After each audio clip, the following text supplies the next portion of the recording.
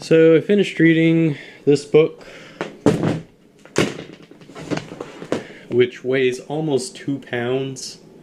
It's called Old Testament Times. Took me about 3 or 4 weeks to finish. Just reading it bits and pieces at a time. Way more accessible than the Dead Sea Scrolls book that I was reading before.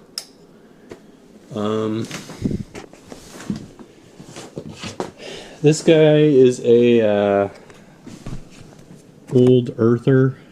In other words, he thinks the Earth is 100,000 years old or older. So I can see why a lot of people would be immediately turned off by it.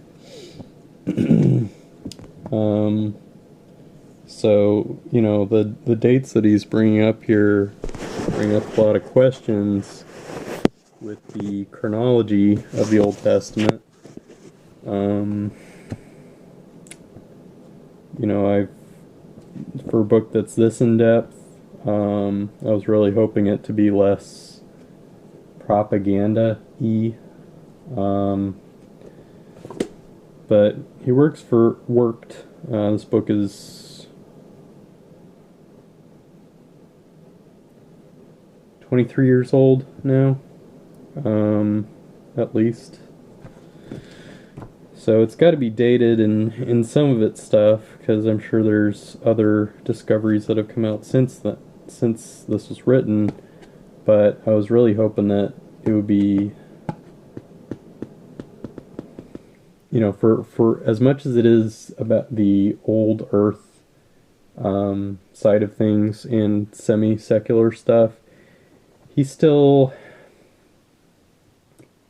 writes some of the stuff from a perspective of somebody that's operating from the inside of the canon. C-A-N-O-N, not the other thing.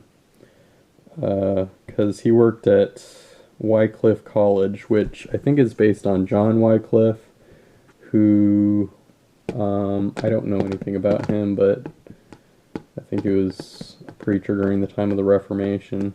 I don't know whether he was Protestant or Catholic, but he's quoting from the book of Maccabees and stuff, so I'm assuming that he's more of a Catholic person. But he does stuff like, he says, and it starts out good, very in-depth and taking things very quickly. And I've noticed this with a lot of history books, or really any books. They start off really strong and people are really careful about, you know, editing it and making sure it's all, you know, everything makes sense with what's been said previously. But towards the end of a book, some sooner rather than later, they tend to just lose their focus. They stop trying to take things really slowly and really carefully analyzing stuff. And then they just kind of improvise and just cram really complicated things together in a very short time frame. It's like something that would have been explained over the course of a chapter gets condensed down to a paragraph. You know, like he's positing different alternate viewpoints on the way that specific things happened, and he's talking about discrepancies and contradictions and explaining why they are not contradictions and which theories make sense.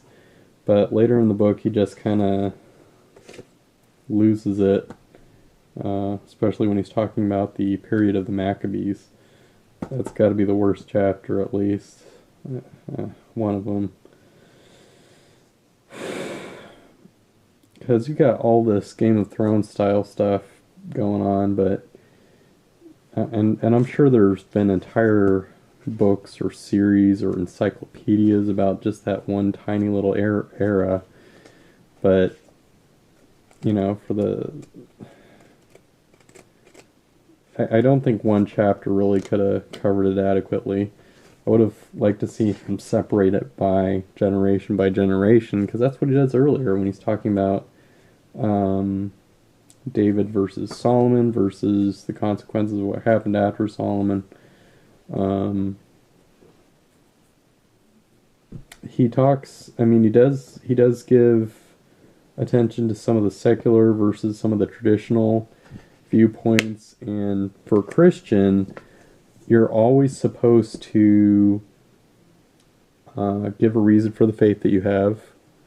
Um, and, Jesus is supposed to be the truth, and the truth will set you free. We're supposed to obey Jesus, who is the way, the truth, and the life. Um, so for him to say, this traditional theory is based on incorrect research and false assumptions, that's something that all Christians should have to do. You're supposed to look at things divorced from what the Catholics or some, specific church is saying. You're supposed to find out what's true. So he does a lot of that. Even if he's got stuff that's evolutionary, in the earlier part of the book, at least, favors secular history, where he's talking about, stuff that predates 4000 BC. And he's actually able to go into a great deal of detail. I mean, about the chronology of stuff that happened then. I'm still missing a provenance of how we can trace things further and further back. I think I need to read like an archaeological book or something that shows, alright, so these are layers of sediment, and all Christians can agree and all secular people can agree on this. This is when this stuff happened. Stuff that's really not open to interpretation. You start from that position and then you go from there. You go to the next thing. Alright, we know that this coin was only minted during AD 7. And then there's the whole thing about the calendar being incorrect. Like the birth of Christ, because of different errors in calendar dating that happened in 422 AD, like ended up giving the wrong date for when January 1st 1 AD started. Like Jesus was supposed to be born actually in 6 BC or 5 or 6 BC, which would still give enough room for Herod and all that stuff to go down. It would mean that because we know that Herod died in 4 BC, actually, I don't know if that would be pushed back or not. See, this is what I'm getting at. I'm trying to find out where those things overlap.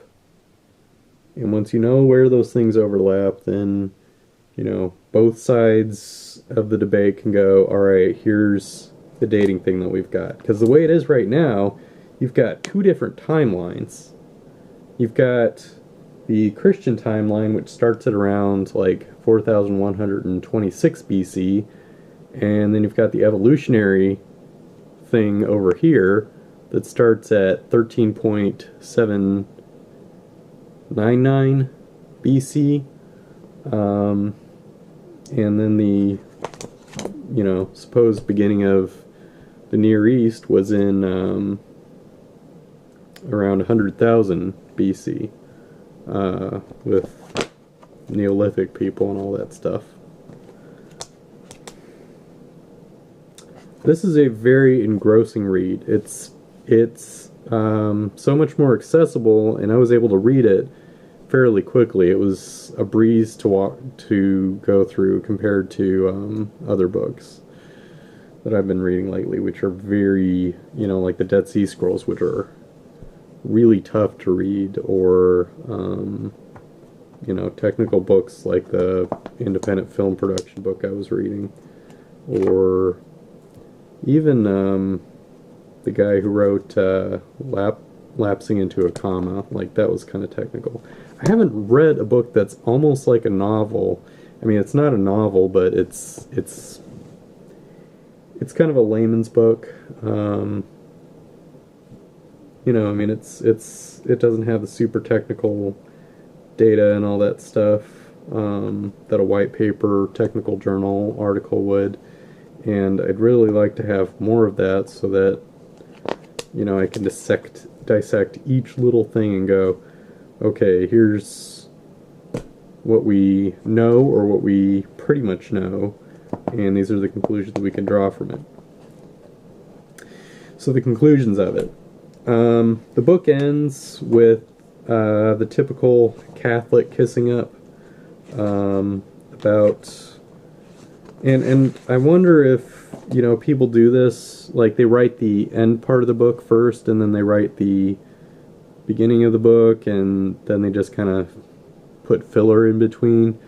Like, you can kind of tell from the tone that it doesn't really match the rest of it exactly. Let me see if this is still recording. Yes, it is.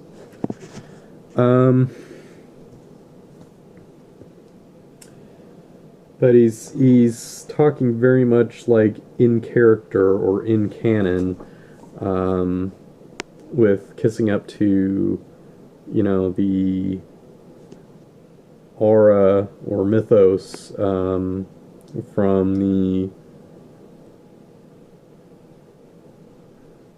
the Catholic or Christian perspective, or from the Jewish thing.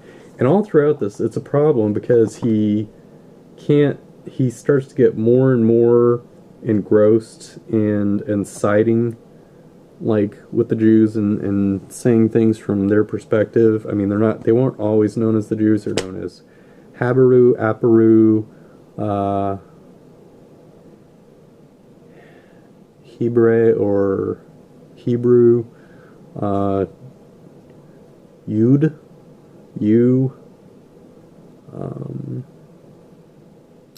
Yahud was Judah, and there's no J sound, like Joshua, Yerushalayim,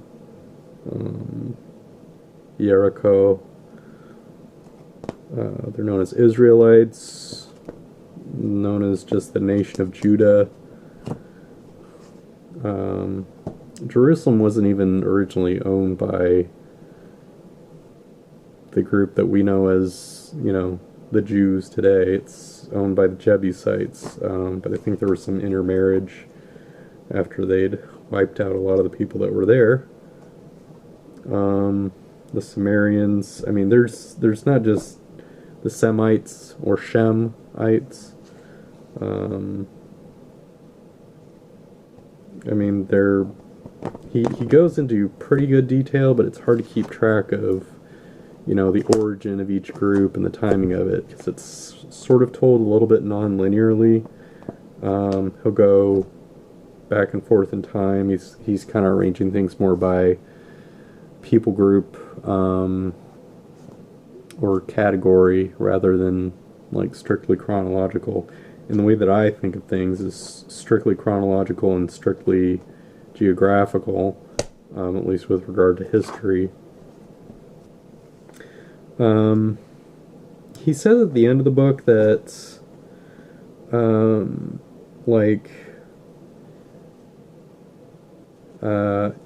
Yeshua, which I'm pretty sure is the Hebrew for Jesus. I don't know if even in Greek Jesus was his name.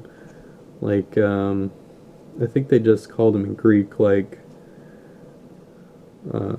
Christos. Or actually the accent would be on the second syllable, so Christos. But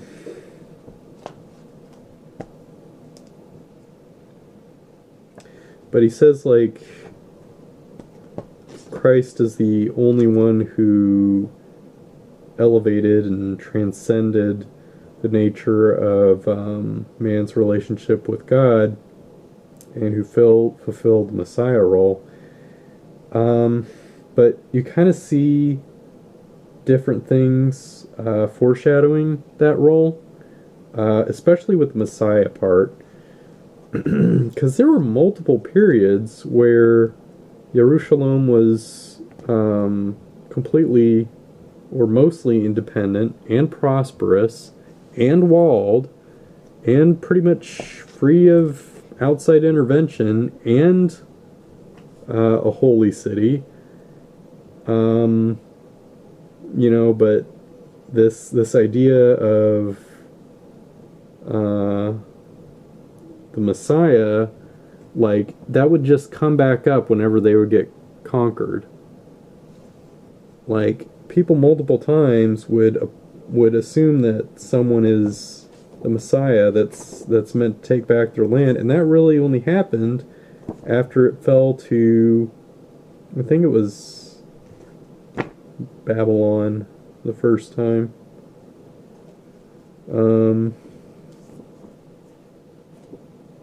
But they've had multiple messiahs throughout history, and they proclaim that person as the Messiah, and they're just like, oh yeah, that was the Messiah, let's move on.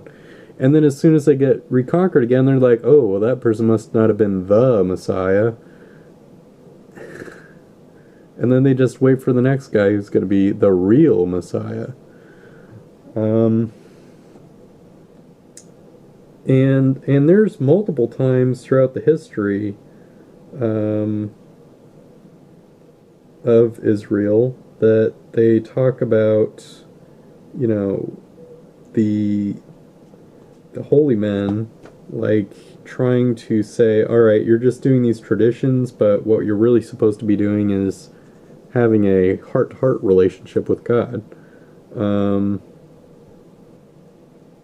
these rituals are just a form of expression and a reminder, and just part of a requirement for your relationship with God. But that's not the relationship itself.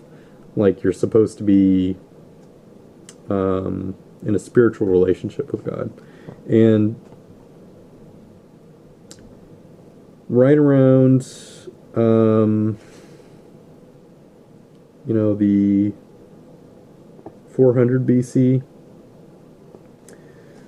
And later you get the Stoicists,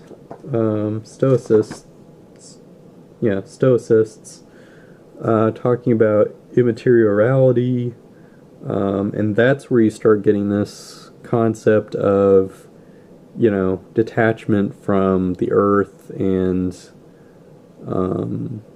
you'd always had that, even since the early days when, all the priests were doing was going, okay, they're anthropomorphizing the environment around them, and they're saying, all right, when I do something wrong to another person, I appease them, because that's the Babylonian thing to do. So, or the Mesopotamian thing, or the Sumerian thing. It goes back a long ways to like the Chaldees. Is that right? No, Chalcolithic. Uh,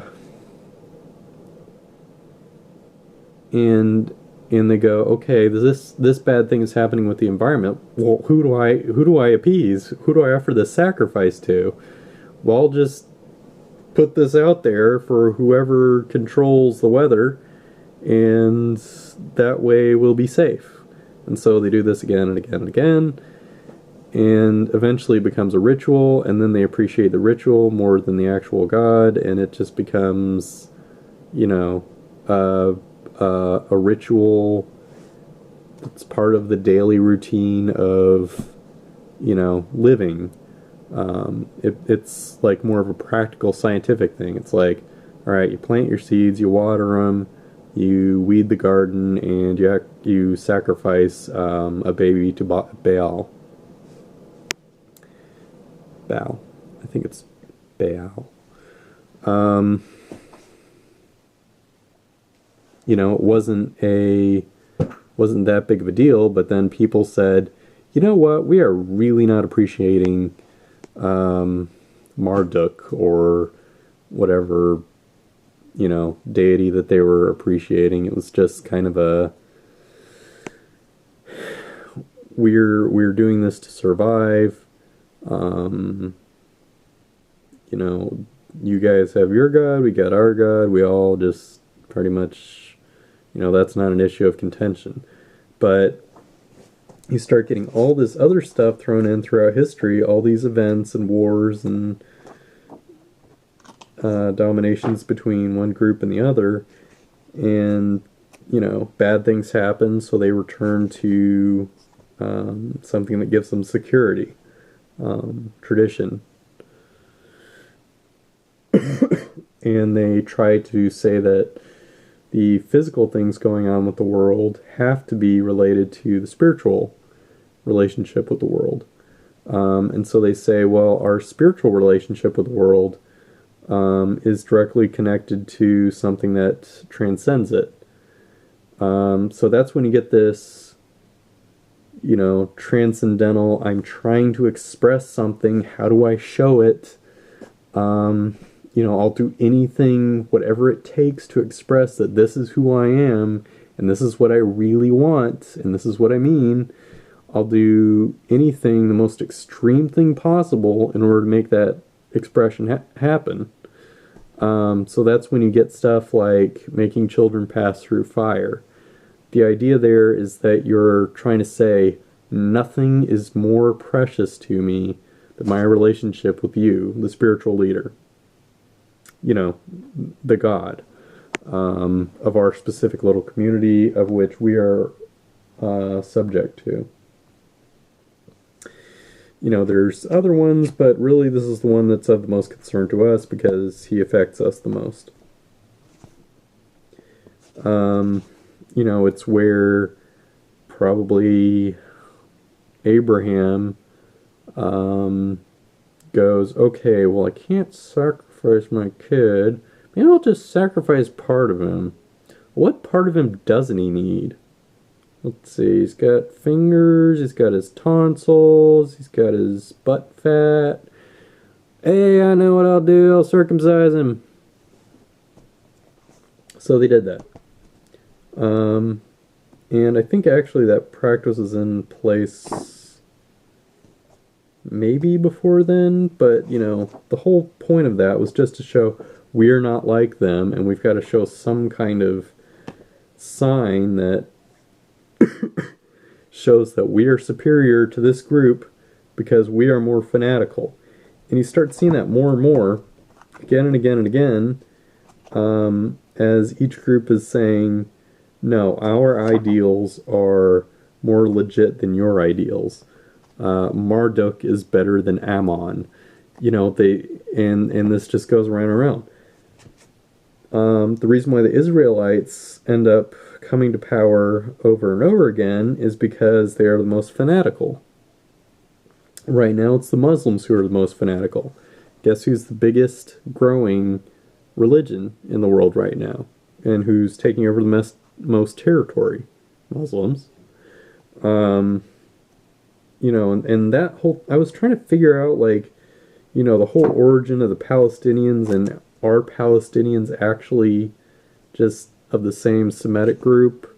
And people, I've heard preachers try to say, well, the Palestinians are direct descendants of Philistia. And it was because of the sins of the Israelites that those people are still alive to this day and harassing them. So it is their own fault and no fault of God's that they did not wipe them out, and they are now suffering for it. Can I get an amen, brethren? But it's not really that clear cut.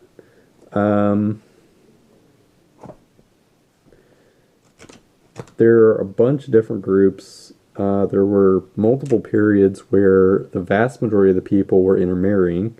There are periods where entire people groups were wiped out because they were people who intermarried, and they were just like, you know what, I'm just going to live my life. I don't care what God says, I'm just going to live my life. Well, then the terrorists, which pretty much every nation on this map at some point has been, um, or at least a warlike people.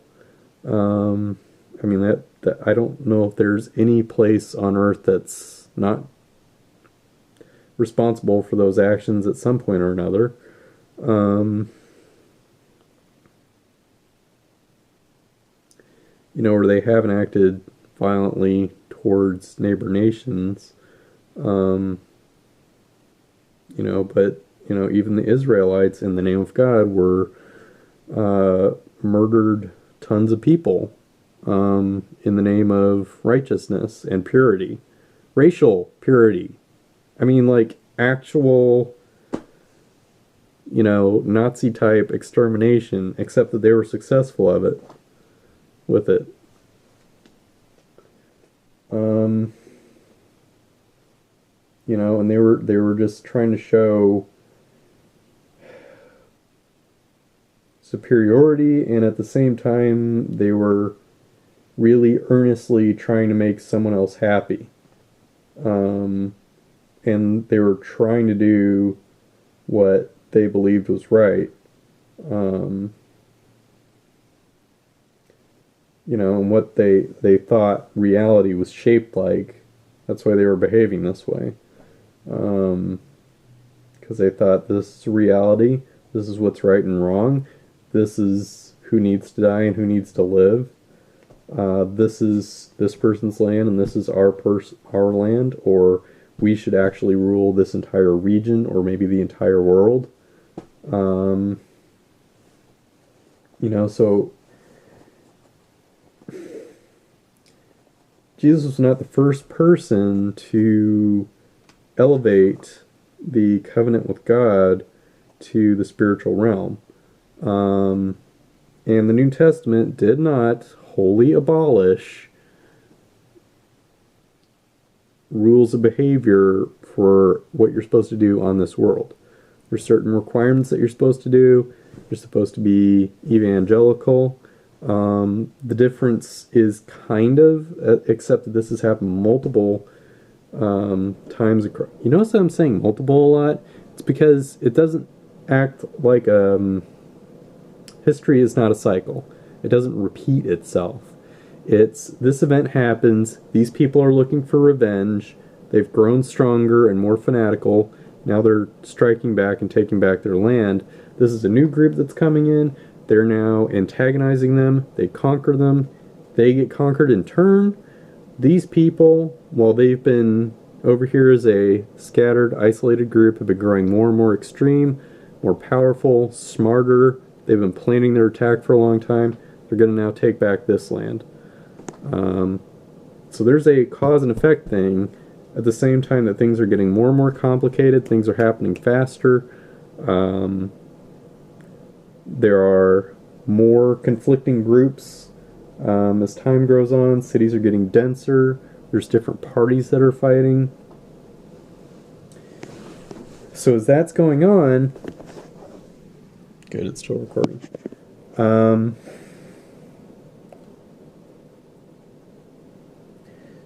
You see different swings in history where people are happy with the way things are, and that's when they're secular and they're involved in debauchery and stuff, and that's when they become weak, and then what happens is they get attacked by people who have become terrorists, theocrats, and they go, they've been building up their strength while at the meantime people are just trying to live and have fun. They come in and they overthrow them.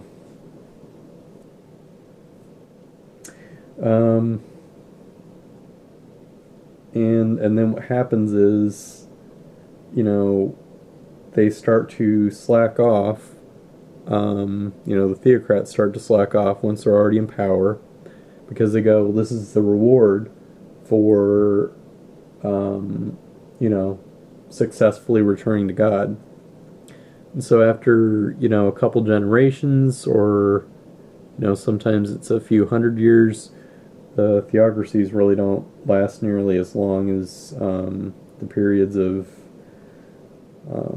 some weaker group that's got less of a fanatical devotion to their god takes over and oppresses them. Um, and then they start to let off. They're like, all right, you guys have learned your lesson. You're not as big terrorist theocrats as you used to be. Enough of your people have become secular, so you're really not that much of a threat now. You're a small, isolated group. You're not really zealous in your beliefs, so things are good,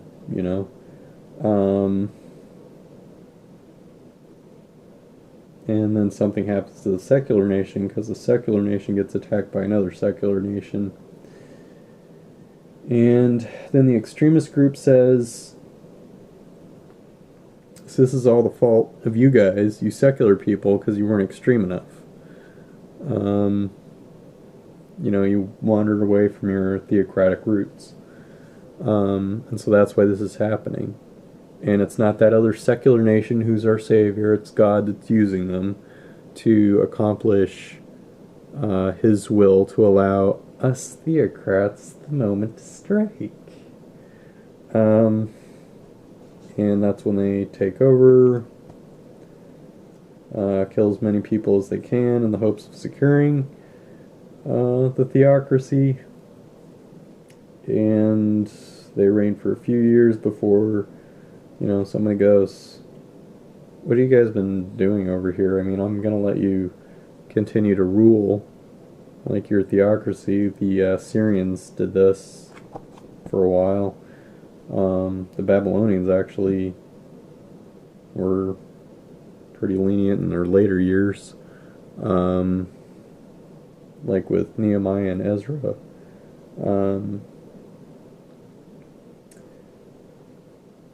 What was I saying? Something about they were growing lenient. They let them do what they wanted. And then they end up getting conquered. I don't know. The point is, stuff doesn't move exactly in a cycle. It's just when events in the secular world seem to be the big movers and shakers, in terms of power being traded back and forth.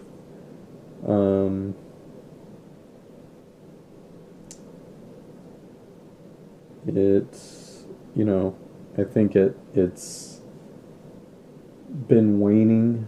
The religious forces have been waning since, really since the time of the conquering of Palestine by,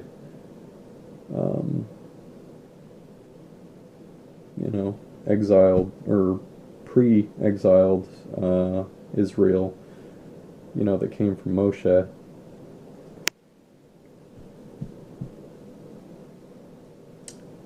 But that recurring theme of decentralization, that's what it was about. They've been scattered, they get unscattered, they get coordinated, united, they form into a big collective group like ISIS or Al-Qaeda. The bigger groups overtake the smaller ones, they kill off their opposition. But the idea of, the empire of God X, is still around with that scattered group, and there's still a core group of adherents, and that are really appealing on the more spiritual realm. On the side of the spiritual realm, for a return to that, esoteric relationship with an intangible ruler, and trying to reestablish that ruler's power. And really the only thing that stops that is subjugation, and material wealth. Um, and I mean, I don't know how many times the material wealth thing is going to come back into it. I think really all it's ever been about was material wealth. Um, when you look at, the very early days of Sumeria in Mesopotamia, it was just about, how are we going to get better crops? We got to appease the god. Then as, different stuff happened, if we moved into Egypt, we know that, why didn't God deliver us here? Well, maybe because we didn't have the faith in him, and yet, God provided for them. He gave them the promised land, and then it didn't pan out for them. The promised land kind of stunk because it had a drought. So they got what they wanted. They got the promised land, and then they were like, well, guess what? That didn't go well for you. The promise of God didn't benefit you as much as you thought it was going to. So then they moved to Egypt, and then they picked up on the cult of Amun, Amun, which was monotheistic, and then they turned into their version of God. And then when things turned south, they weren't slaves the entire time. They weren't slaves the entire 380 years. That just happened for, not that long. I mean, it was a generation at least.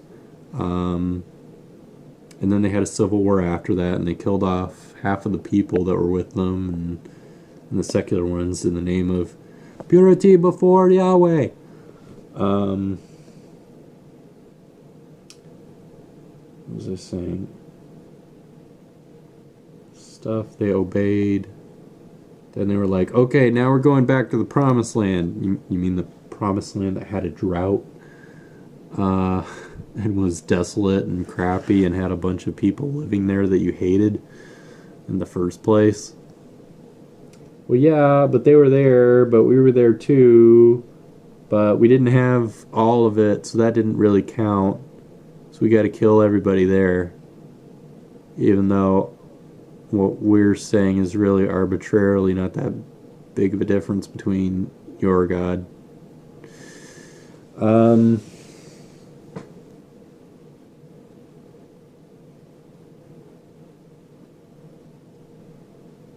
Scattered relationship with God. Yeah, I think I'm rambling now. I was saying something like, oh yeah, pretty much they adjust their expectations of God based on external events. They wanted to get out of slavery, so they had to adjust their interpretation of the Bible to meet their earthly desires. They had to tweak their expectations of God based on the expectations of the culture around them and what was actually feasible. So they formed their version of God based on their circumstances. It wasn't God who was forming them, it was them forming God.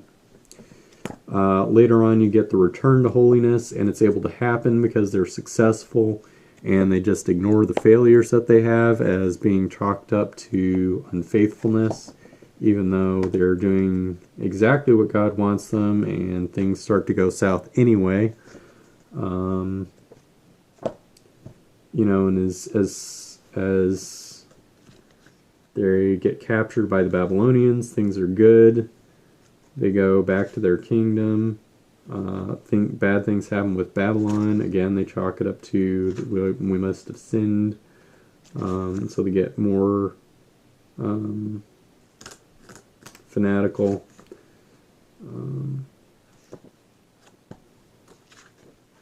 Things are good. Babylonia gets conquered by Syria. Then things are good again. Then the Greeks come in. Then the Jews resist, and they got Pharisees and stuff, and there's violence. But when the people are um, get holy again because the Greeks uh, let them, eventually stuff decays from there, and they... It's like there's different revolutions of wealth, and the cycle seems to be oriented around, um, you know, revenge and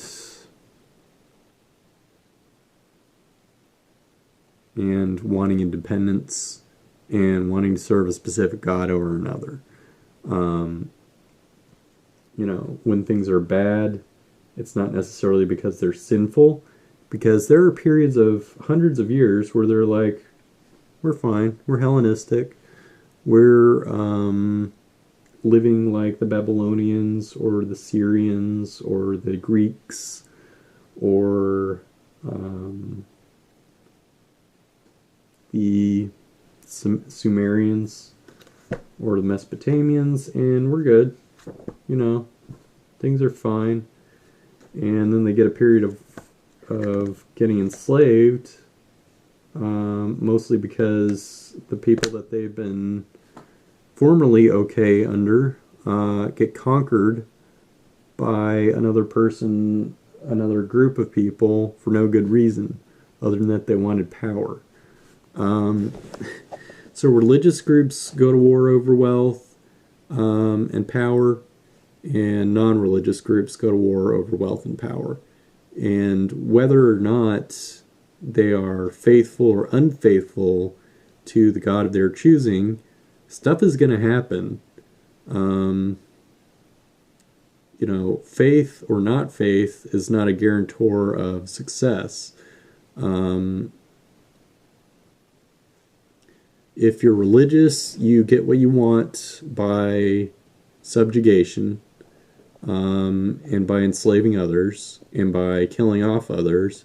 If you're not religious, and you're like the Babylonians, and you're in Jerusalem, and you're really not, you're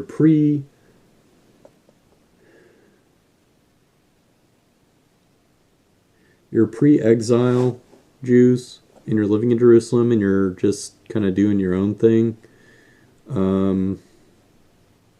That's because, and you're successful. The reason for that success doesn't have anything to do with your faith. It has to do with your being not faithful to anything. You're just kind of living secularly. That's where your wealth is coming from.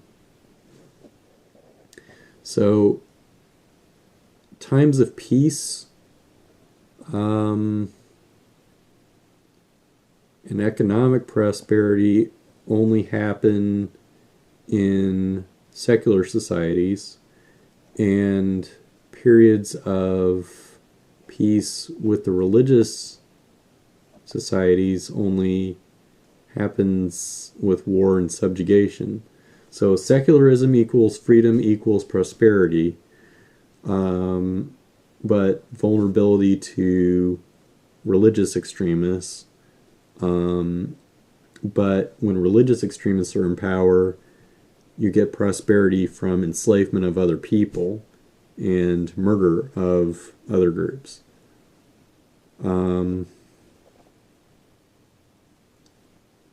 So eventually it got to a point where that latter group, the religious group, couldn't execute their will, and obeying God didn't give them what they wanted. The Maccabees revolted. They did all the stuff that they were supposed to do. The Qumran sect did all the stuff they were supposed to.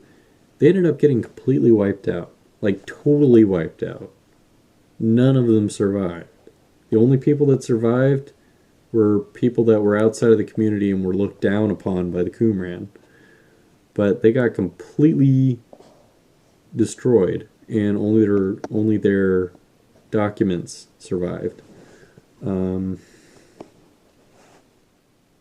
But, they were the most faithful group. They were more faithful than the Pharisees or the Sadducees. There were certain sects within Jerusalem that were baptizing cults, and then those got into more and more power because that whole religious cult became the dominant one. Because then they had both the economic prosperity and the power of war, and the power of enslavement, and the power of religion and religious purity on their side.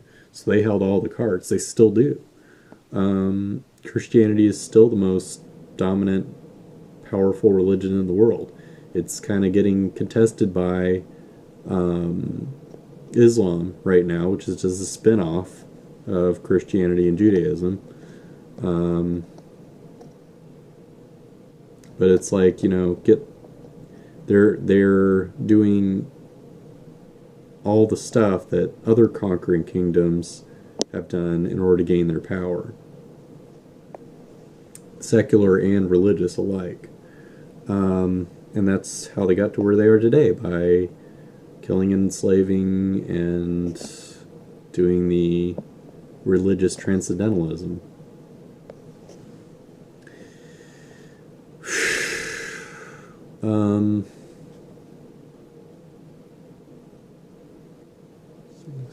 Scattering power. So they got back into power.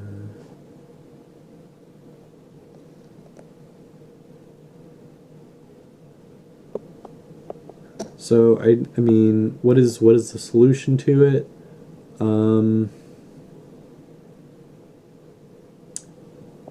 Or really, I think better way to look at it is to just track back to the earliest points in history, list all the groups of, track events really carefully of who is killing who deserves to be killed, who owes who.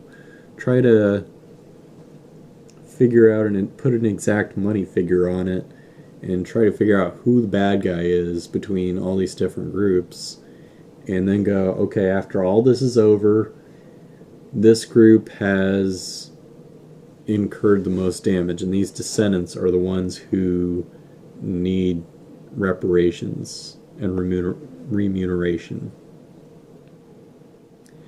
And it's really hard to track that, because of all the groups who have been wronged and the times which they have been in subjugation, and trying to find the original descendants of all those people. And it's like, we don't have the genealogy that goes back that far. We've got a few documents that barely describe the broad events of history, but we've only got like genealogies of kings and stuff.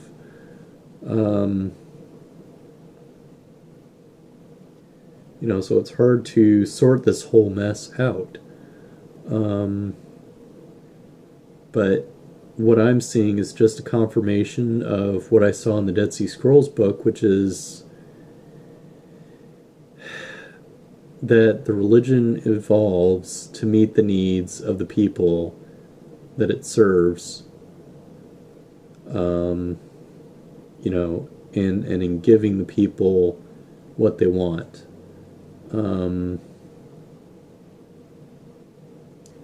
There's the people who try to return to the basics, but the thing is, the basics end up getting changed over time.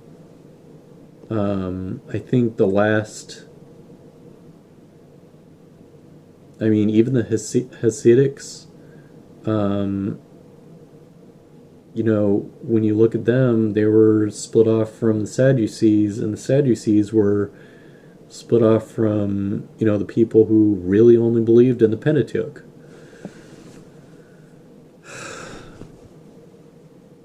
So there really isn't a group that's part of the original set of beliefs of, the pre-Israelites.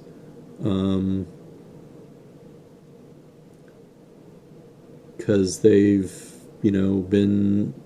religion's been evolving, and it changes and adds stuff in as the people need it. That's what happened with the Old Testament. It started tacking on new stuff. The temple didn't used to be a temple, it used to be a tent. Um, and the tent didn't even used to be there. It used to be just an altar. And the altar didn't even used to be there. It used to just be something that we're cooking food in.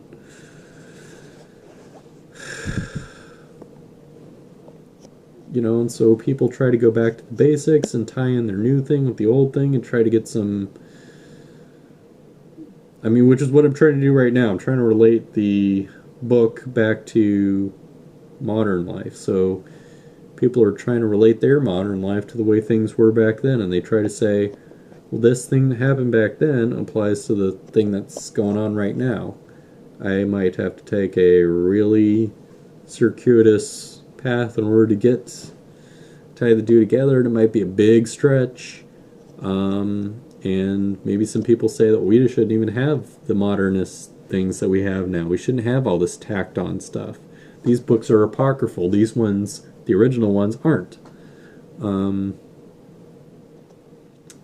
There's the people who are adherents to the older versions, and then when somebody comes out with a newer version, they say, well, this one's more faithful to the old one than your mid period translation is. They say, no, ours is better. So if you go back to the earliest thing, the earliest, most faithful, most stripped down, most basic stuff that we know survived, and doesn't have all of the interpretation and expansionist stuff added in there,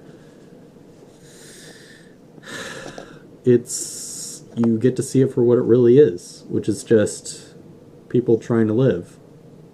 So,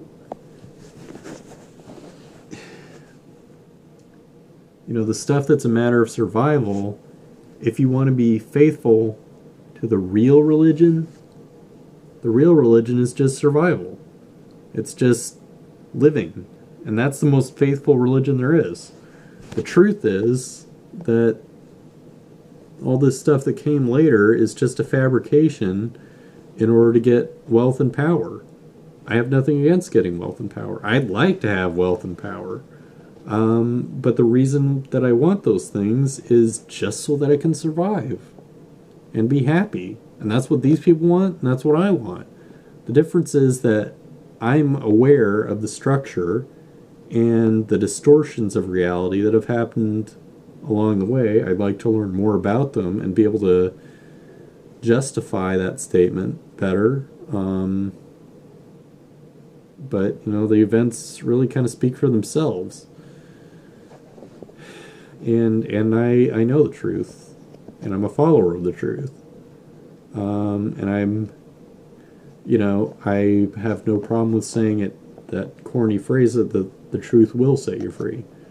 Well, I'm obeying the truth right now, and the truth isn't the Jesus cult, or the Israelite cult, or the David cult, or the Noah cult, or the Babylonian cult, or the people that worshipped Baal, or the gods that came before Baal, and the stuff before Ra and all this. I don't worship those. I can't do it anymore because I know the truth. The truth is that it's science and nature. That's the truth. Those are the things that, debauchery makes me happy. I like living and surviving and doing the things that, we have developed over time as things that are a cause and effect thing that give us happiness. And I want to pursue those things. And the transcendentalism thing, you were pursuing an ideal, but it was based on an earlier distortion of that ideal. And a misunderstanding of that ideal. there are things that aren't really transcendent. They're just a result of things happening. Um, and I'm aware of those things, and I'm aware of what makes me happy, but that doesn't mean I can't appreciate them. Um, you know, a sense of awe is not an indication that all humans were created to worship. It is just a stimulus response thing, and I'm able to appreciate that and make it allow it to be something that makes me happy. Um, I'm still interested in doing the right thing and in trying to make other people happy. Um, but I'm also aware that that's just a result of me doing things that will help me to survive, because good relationships with other people and trying to make other people happy and trying to get along with everyone is just a giant game that I've got to play by. And Owen Dobson was talking about, like,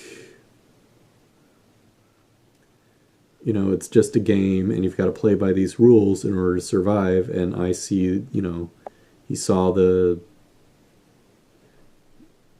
behind the scenes stuff, that it's really just to survive, and it's just to serve carnal purposes of getting what you want so that you can have money, and then you have the money so that you can keep yourself alive and reproduce, and the reproduction is really just an extension of trying to keep yourself alive. And that's what it all comes back to. I think this video is about to run out of time, unfortunately, because there's a time limit on it.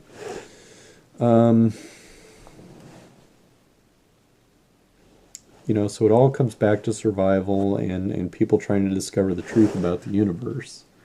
And this is, by the way, I'm doing the same thing this guy does, which is losing focus towards the end of it and trying to connect it to broader events and a perspective on philosophy, and some big tying in thing with, something that'll make it seem like it's a grand, important thing rather than just some minutia in studying history. I'm just telling you what I got out of it. I recommend reading the book. I think you'll appreciate it. It's got some good pictures in it. I just feel like I need to study it more in order to make my case compelling.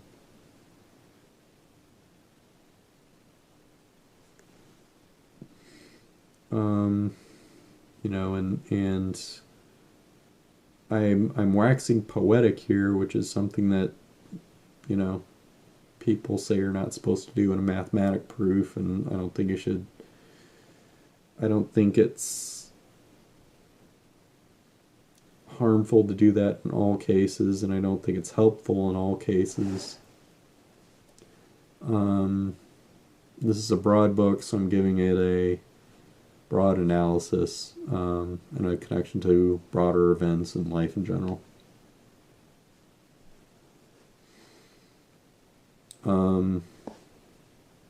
So part of it is just told from the perspective of, the main group it focuses on, which is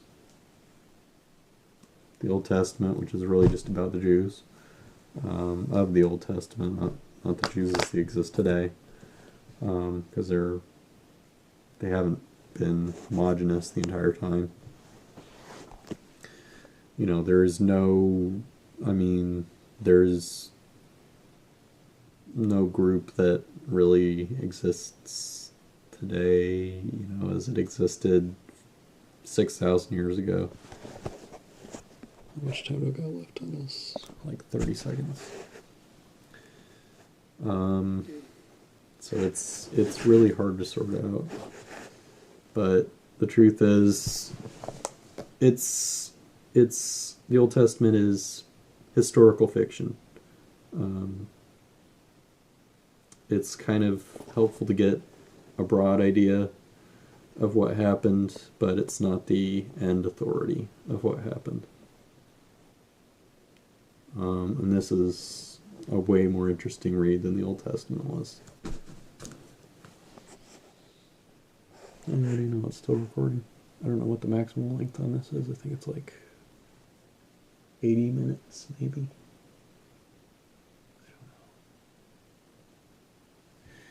I don't know. So yeah, go ahead and read it. I recommend it. Doesn't have to be the last book you read on the Bible. Might be a good introduction instead of just, I don't know. I think the book that would serve as a master book has yet to be written, or at least I haven't read it.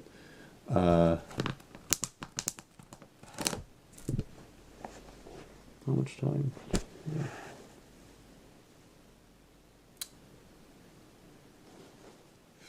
So the truth is, history's been distorted and, evolving, and I don't think all the wrongs of the past have been righted, and I don't think the religious people are going to prevail forever. I hope not. I've seen different swings in history where things have been happening, but, and there have been times when there have been total domination, and then there have been times when they've been weakened to a point that, freedom can come back. I think by looking at history, that's the biggest weapon against theocrats and statists. And I think just looking back at history, you can begin to unravel it all and finally defeat it and go back to what really matters, which is just survival and being happy and, living for as long as you possibly can. Hopefully forever would be nice. People have always been striving after that goal.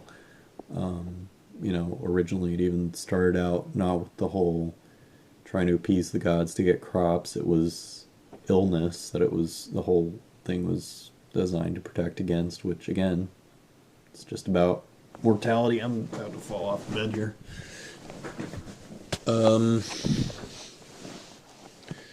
So yeah, hopefully the ideals of the past will be fulfilled in the present and maybe someday in the future, if not in the present,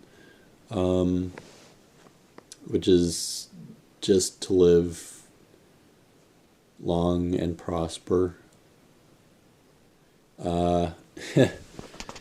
and explore and learn as much of, and try to figure out what's right and wrong in the galaxy, in the universe, as much as possible. And, try to thrive and grow as much as possible. And get as much of the stuff that makes you happy as possible. It's not all the same for all people. How much time do I have? I don't know. So that's what I'm going to do. This book has given me a clarity of mind, and it's given me peace as a result of knowing, that a lot of the stuff that happened was just bogus and misinterpretation, misunderstanding, and understanding the motives of people has been helpful. So I'm confident in moving forward and continuing in mesotheism and breaking away from the church and moving towards atheism. And hopefully maybe science will progress to where I'll be able to live forever. That's what I want right now. Right now I'm really restless and stressed out over it.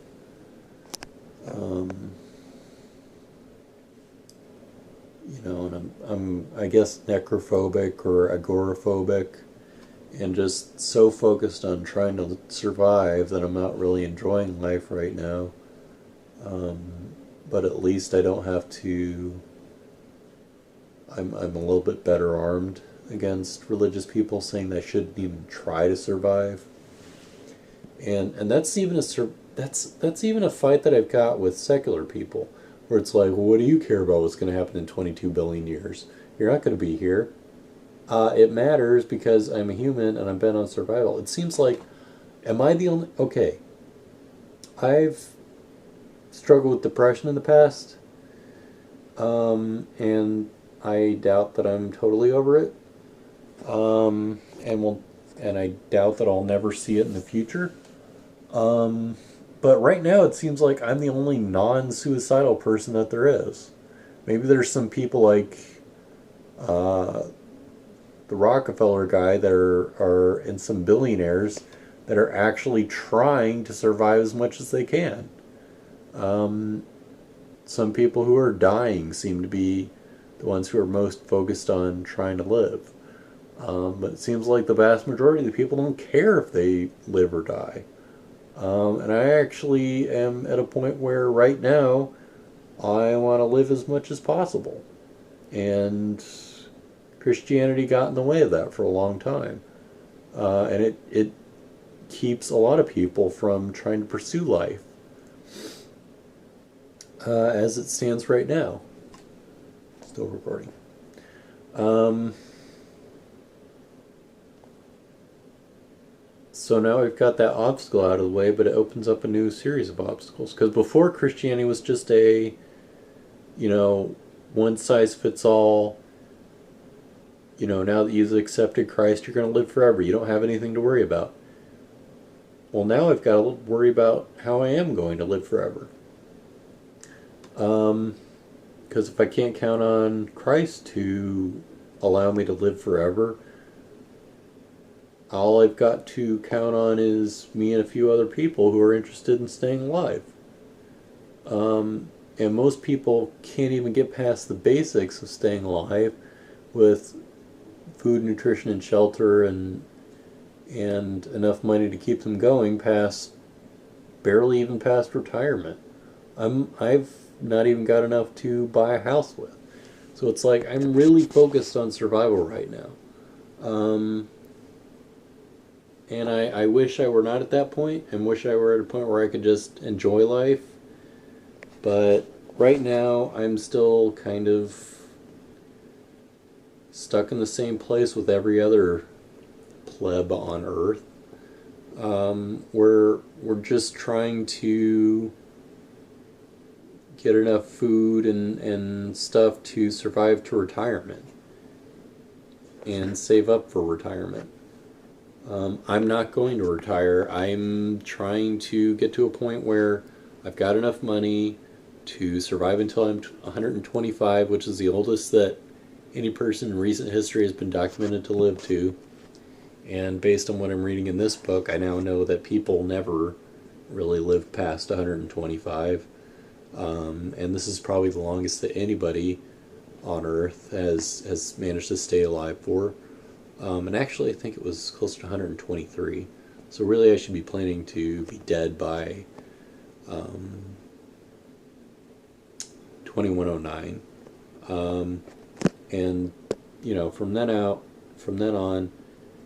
once I've got enough to survive until that date, that I'm going to try to figure out how to not die from the other stuff that's killing me, which would be age. And hopefully that'll happen before I reach 123. I mean, not die. I mean, I'm saying I'd have enough money by the time that I've, met that goal way before then. And, even that goal of getting to 123, people are going, you're not going to make it past 80.